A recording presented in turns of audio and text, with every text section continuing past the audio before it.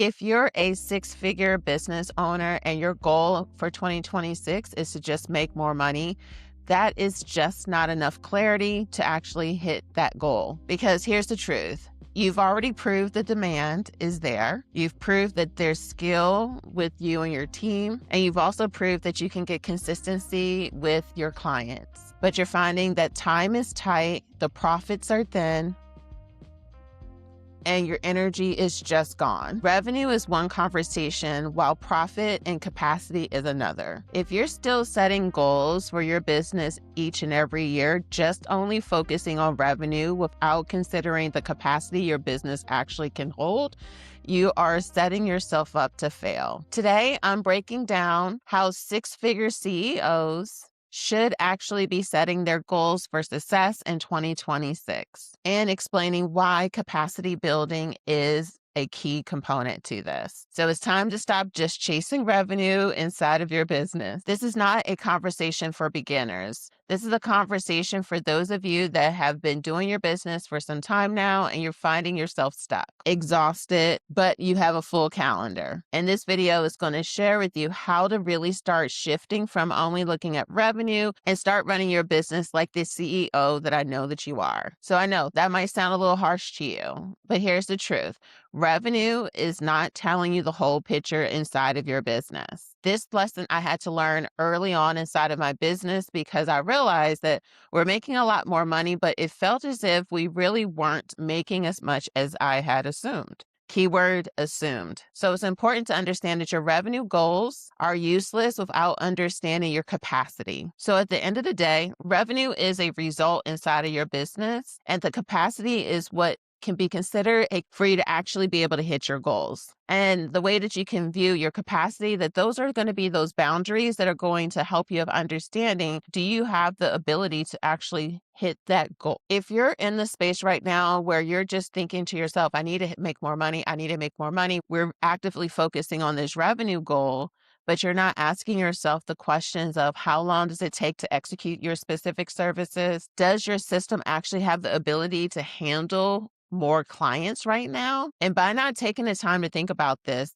ultimately leads to burnout. And the reason why is because we then try to double, triple book ourselves on one day, but we don't have the teams, we don't have the structure that's there that doesn't allow for things to fall through the cracks. And that's something that I know I have, when I've worked with other vendors inside of my own event business, they're like, oh, Jesse, I would like to take as many bookings as possible.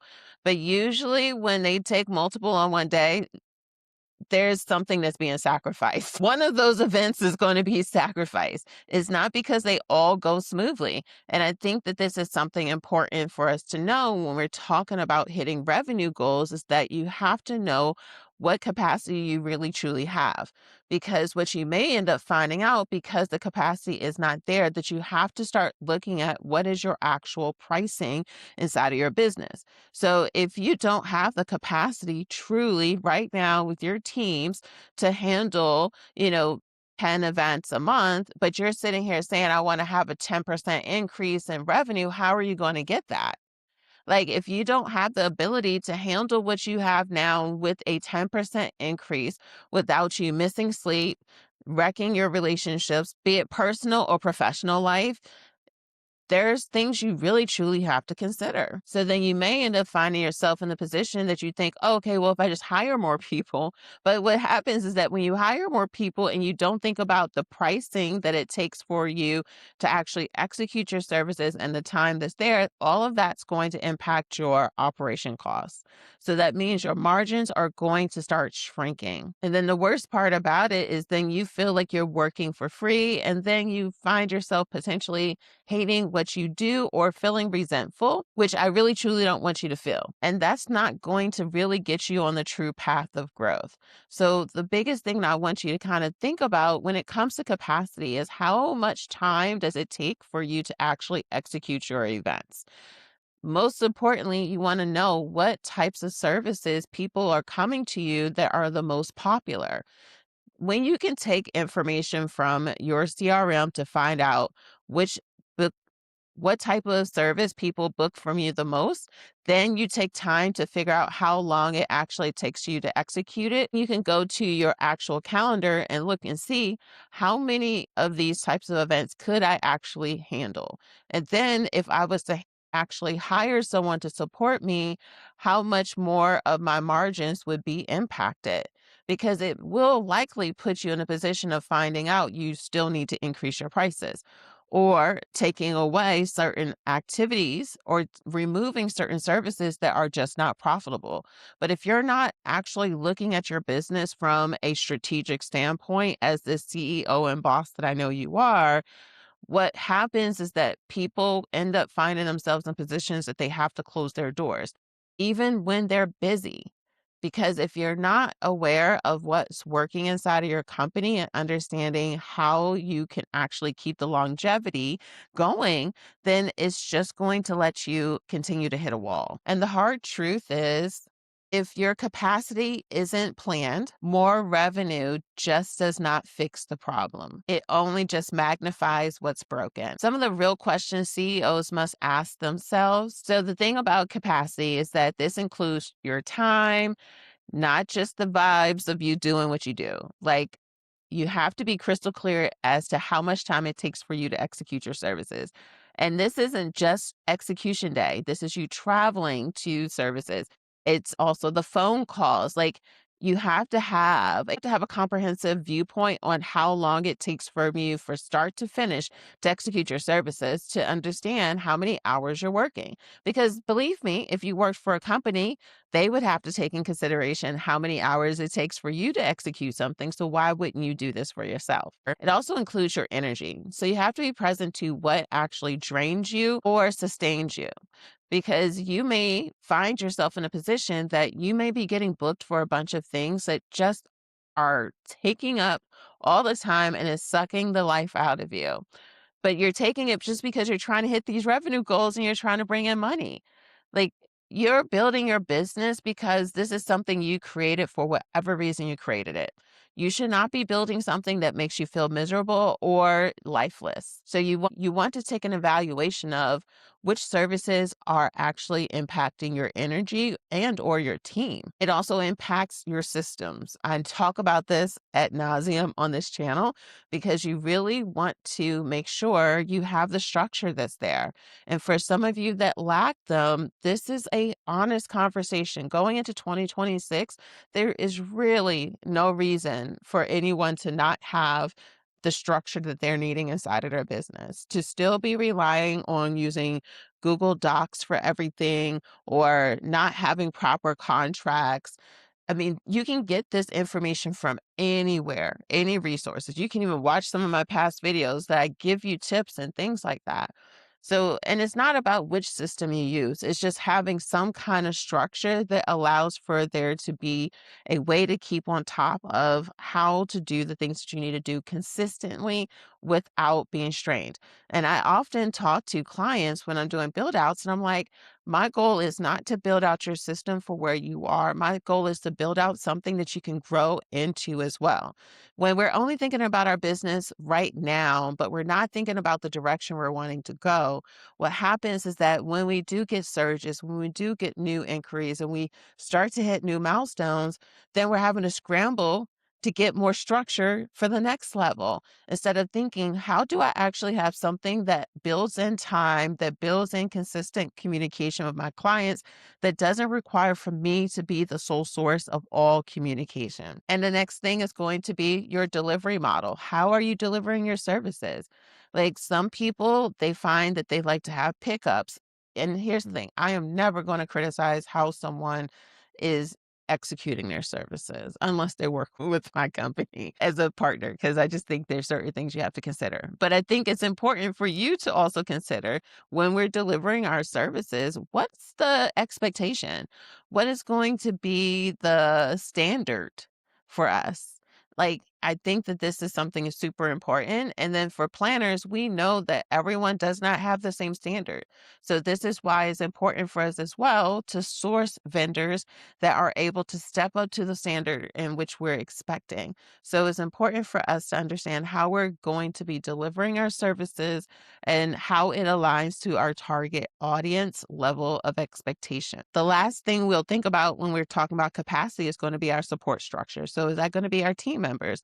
What other people and individuals, be it if they're full-time contractors, friends, family, partners, it doesn't matter. Like, how are we ensuring that they have capacity? Like, you might have someone that can work with you once every month, but is that really going to give you the kind of capacity that you're looking for? So you do want to understand, like when you have support teams, what type of availability is there and how you're going to train them to be able to do the things that you're needing them to do. And the hard truth is until you are able to have clarity on some of these questions and points, it can be extremely exhausting. I knew for myself years ago when I was looking at my own event business, I was like, okay, I know I'm trying to get to this level within 10 years of doing my business. If I can't handle this part, how can I get to the other part? So I had to learn how to put boundaries and I had to learn to understand what's a healthy profit margin. I had to understand when it came to taxes, like, so even if I made $1,000 profit, how much of that goes to taxes? How much does it cost for me to have insurance, to pay for my accountant? Like, there's so many components in running a business, and I know that it can feel overwhelming, but this is why it's important for us to actually look for coaches, support team members as well that are strong at understanding these little but big things inside of entrepreneurship. And from all the different business owners I've spoken to over the years, the biggest thing isn't a gap in motivation. I find that a lot of entrepreneurs, be it new or more established, they're very motivated about the goals that they're going after and what they're truly trying to build. But the biggest issue is that I want to take a moment to share a free resource that I have for you. It's called the Time Workshop, and it walks you through how to shift from just going, and actually looking at ways to start saving time and being more efficient inside of your business. It's time to stop chasing revenue and actually starting to build the capacity and productivity your business is needing to hit the goals you're going after. If this is something you want to learn more about, take a moment and scan the QR code so that you can get your free resource today. There's not a lot of operational clarity to be able to get from where they are to where they're going just because they are avoiding those questions. So now we have this understanding about capacity and why it's important. One of the biggest things that I did kind of allude to is that sometimes when we're looking to expand our capacity, it can have a direct impact on our operating costs. And the goal is to not explode our operating costs that impacts our profitability. So I do want to reassure you, though, is that by bringing on more people, that does not always mean that you're doubling your expenses or it's going to be extremely expensive to be able to increase your capacity. It just takes you knowing exactly what are going to be some factors that can actually impact it. So let's get into why I said that. The first one, I know that this is going to probably sting some of you, and this is going to be about simplifying your offers because one thing I know the event industry holds tight to is I want to do it all and be it all. And oh my gosh, it's like going to IHOP with like 10 pages. I'm like, who? It becomes so overwhelming. And the thing about it is that when you do not simplify your offers, you can sometimes make it difficult for your clients to say yes. It also makes it difficult for your teams to be able to have clarity on the structure that's necessary to be able to consistently, keyword, consistently execute those specific services. The third issue that comes about is that now you can find yourself also having issues with being able to duplicate things inside of your actual system. So I typically find when people have extensive offerings, it's great. It's wonderful. They're thriving. They can have 500,000, seven-figure businesses. But Lord, you can feel the anxiousness and overwhelm and stress that they're doing.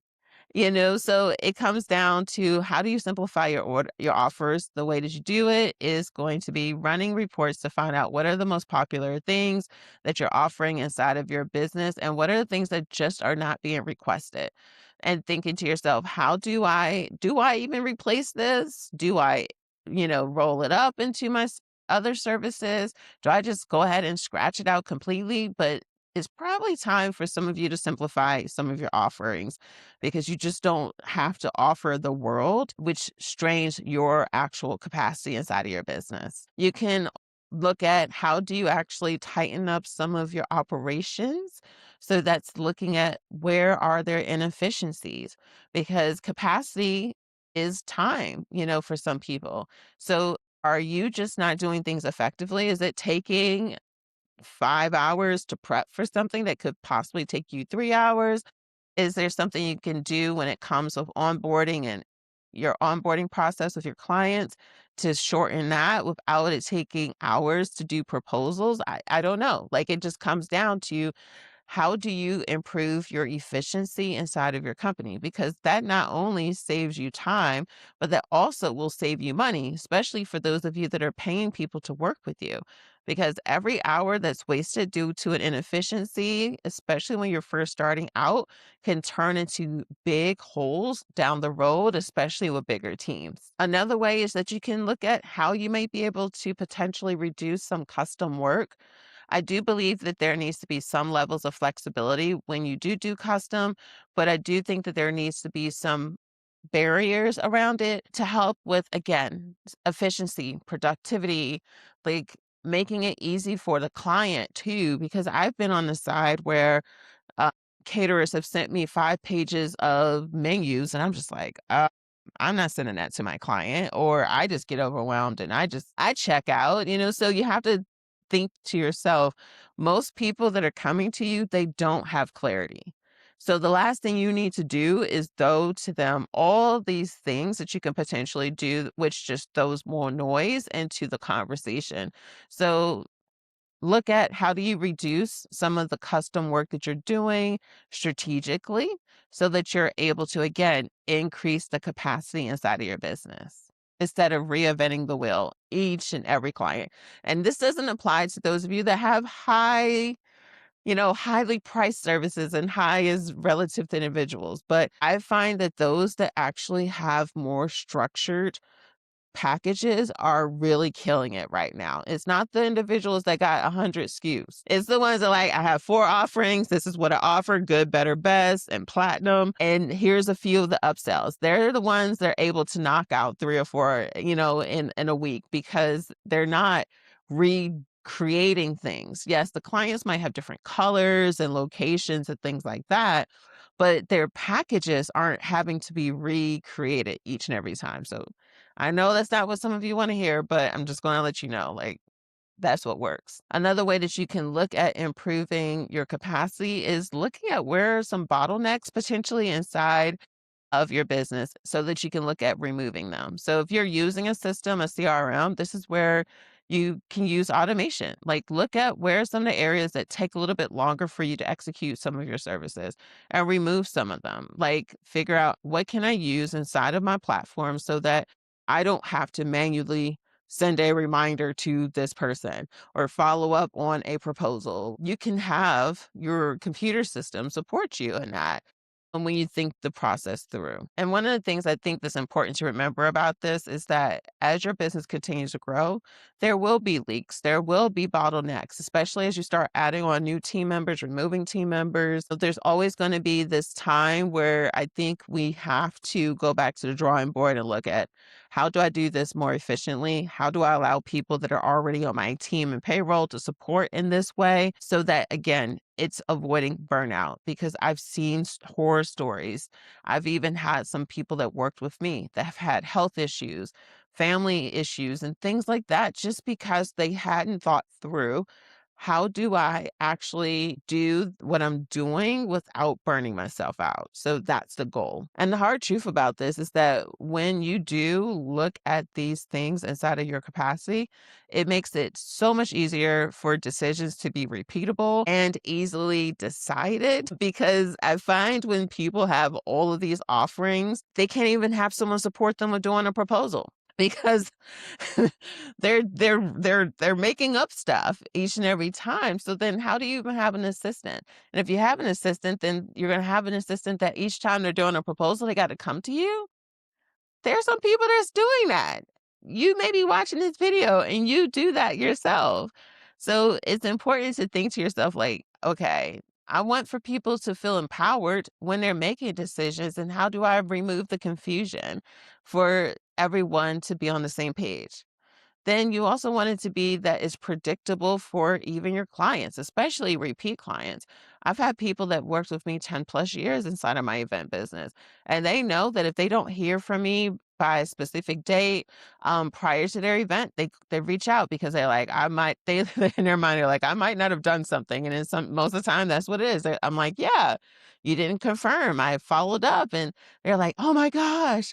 But like, could you imagine training your clients to the point where they actually have a certain level of expectation when it comes to communication? And the thing about this is that you should not want your business to only solely depend on your constant presence. By looking at your capacity, your structure, and your processes, it allows for you to start building along the way of being able to have people support you. Ultimately, that's the goal in business. Like, yeah, you want to make money, you want to do cool things, you want to help provide solutions to your clients, but also is to have a team. Like, the goal is not to just do everything on your own. The goal is to be able to have the people supporting you to be able to do these things. Because if not, it's just a job. I mean, it is what it is. And believe me, I've been there when I felt like my company is just a job. And once you start to shift your mindset around this really helps you from looking at what you do and your company as like you're hustling, and really put on your CEO hat, because your emotions aren't attached to just numbers. It's actually in a place of looking at what's happening with the numbers so that you can create a strategy to be able to hit those goals. So, what I want to give you is going to be your goal framework. So, take out some pen and paper so that you can actually be able to apply what I'm sharing with you now. So, the first thing I want to recommend for you when it comes to your setting your goals for this year is to think about what's your capacity goal. What can the business realistically support without burning you out? Like, be honest about it. Like, I know how tempting it can be to keep going, going, going. I remember how anxious I felt years ago, just jumping from one day to next day, next day, next day, next day. I knew how that felt. So write down to yourself, what can the business realistically support without burning you out?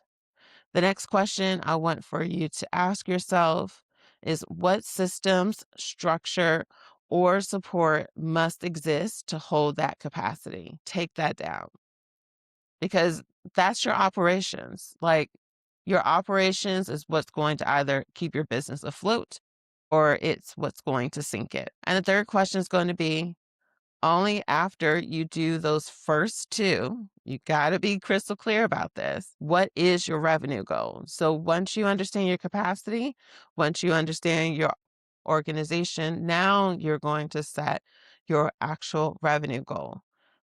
Because as I mentioned earlier, when you start to get honest about how much time it's taking inside of your business to do your services, it may really just come down to the fact that you probably need to increase your pricing. Because if you don't have the ability to hire people to support you because your margins aren't there, that says a lot. Like, you don't want it to be that you're not making money when people are working for you, because then it's not really as profitable as you think it is. And when you have clarity on this, revenue becomes inevitable when capacity is intentional. So making the right decisions and creating the right strategy will always get you to where you want to go. And this is why I do not start with revenue goals when I'm talking to people when it comes to building a six-figure or multiple six-figure business.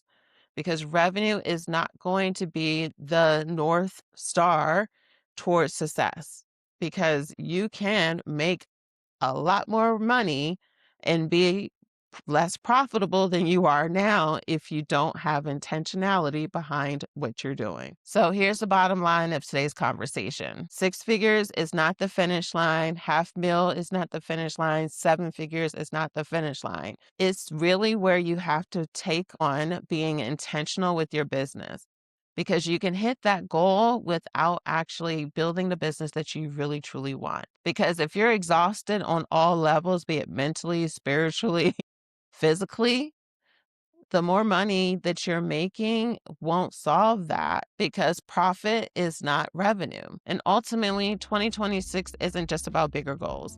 It's about setting better goals so that you can actually go after. So goals that are rooted in capacity, backed by systems that are going to help you scale, and aligned with how you actually want to live and lead should be your root focus.